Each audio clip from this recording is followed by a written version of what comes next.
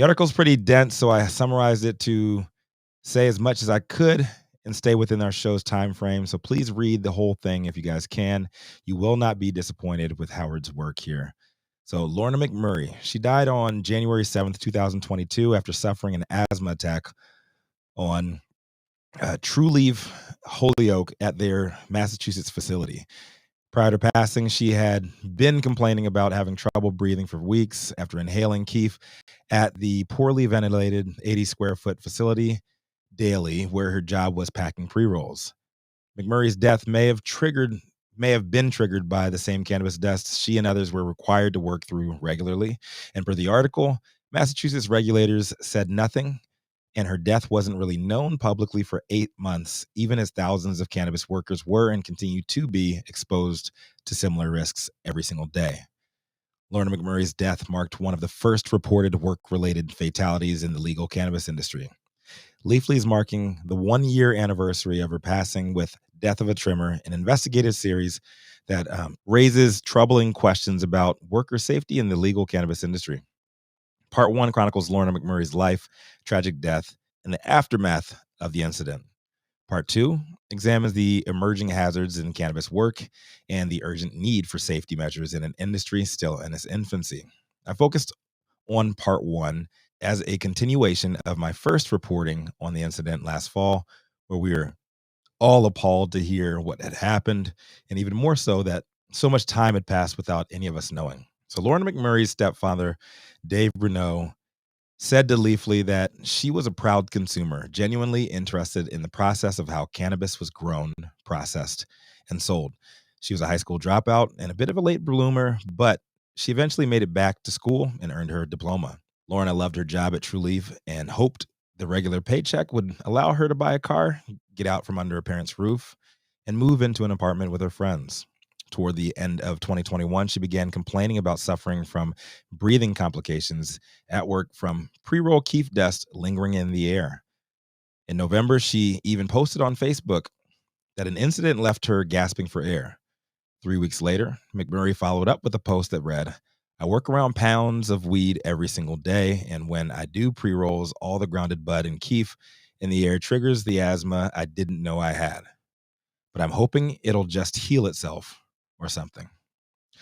Late December 2021, she texted her stepfather, asking him to bring home one of the N95 masks that he wore on his job as a welder so that she could use it at work.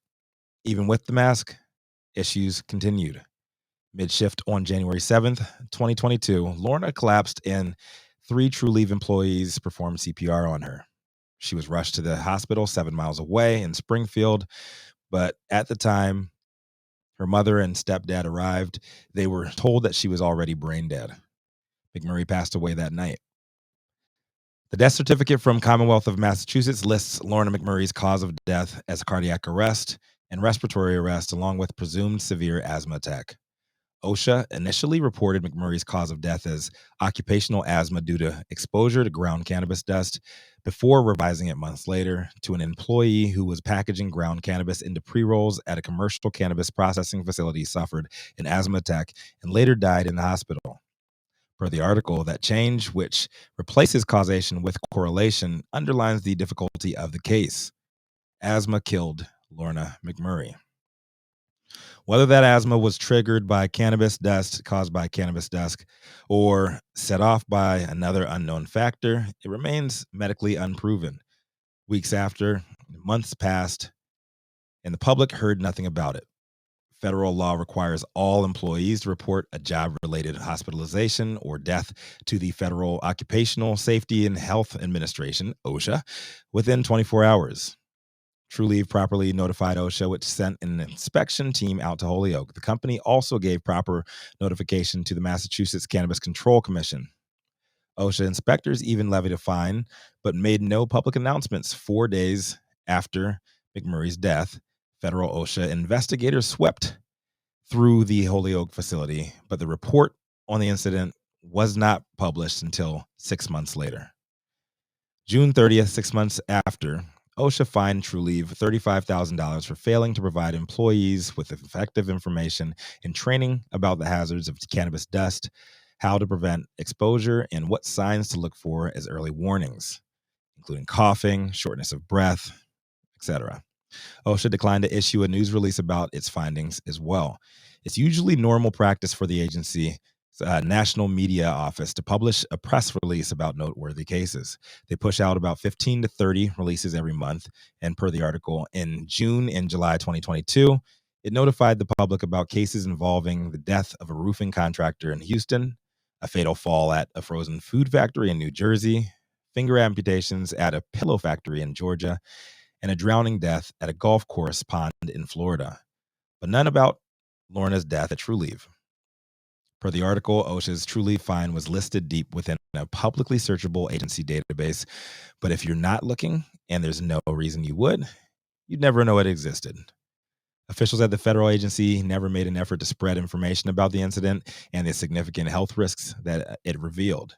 The Massachusetts Cannabis Control Commission, the MCCC, already investigated or had already been investigating the Trulieve facility over worker safety issues when McMurrey died, issued no public statement on the incident or what caused it.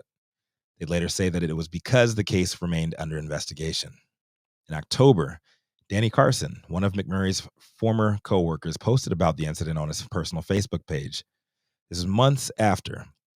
And Kim Napoli, an attorney who serves on the state's cannabis advisory board, informed Mike Crawford, host of the Young Jerks podcast, after she saw it. Crawford dug up the OSHA report and invited Carson, Bruno, and others on air with him to talk about what happened, and that's when the rest of us found out as well. Trulieve then began to speak. They issued a statement pushing back against what they called false reporting about the incident. Trulieve, Curaleaf, and Cresco Labs all had notable cases with OSHA last year, but none were really highlighted. OSHA ended up reducing Trulieve's original $35,000 fine down to about $14.5. So, after negotiating for months, the company declined to comment on Leafly's request for an interview regarding their investigation. The article goes deep, and I recommend everyone with time reads the whole thing for better perspective on what happened, how regulators failed to inform the public, workers were failed to be protected, and an entire community was failed by the very industry they love and trusted. Sad news indeed, and I'm sure we haven't heard the last of this case. Huge hat tip to Leafly and Dave Howard for their great work on this one. And we just got to take care of our people. I do have to say, man, this does truly make a great case for unionizing, at least in communities like this. When Holyoke, Massachusetts has twice the number of licenses as Boston in the same state, it's because they revived the entire town. And I'm sure thousands upon thousands of jobs rely on Trulieve and other players in the area. So if this doesn't make a better case for unionization in the industry, at the very least at these large factories, I don't know what will. So big shout out to Mike Crawford, to the whole Massachusetts cannabis industry, and big love and condolences out to Lorna McMurrey, her family, her friends, and I hope they find peace, if not now, or if they haven't already, sometime soon in the future. I'm Rico Lamitte, Dopest Dad on the Street for High at 9 News. Make sure you guys check us out tomorrow morning, 9 a.m. Pacific, high noon on the East Coast. And remember, when life gives you no place else to turn, you can always turn the fuck up.